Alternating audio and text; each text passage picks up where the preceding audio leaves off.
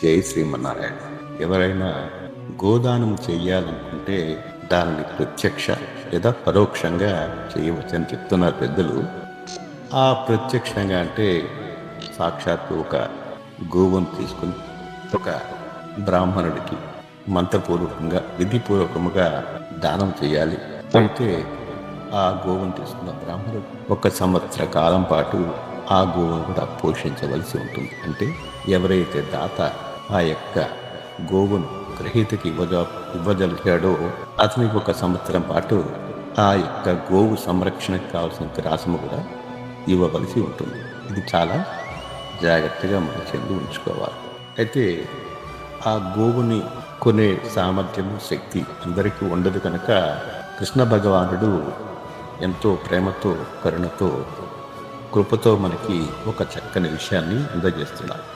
ఏమిటంటే అది భగవద్గీతను సంపూర్ణంగా చదవలేకపోయినా అందు సగభాగం చదివిన ఆ చదివిన భాగ్యానికి గోదానం వలన కలిగిన ఫలితము అతనికి తప్పక లభించును అని చెప్పారు పరమాత్మ.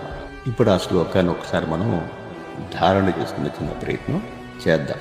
పాఠే అసమర్థ సంపూర్ణే తదర్థం పాఠమాచరేత్ తథా గోదానజం పుణ్యం లభతే నాత్ర సంశయః. జై శ్రీమన్నారాయణ.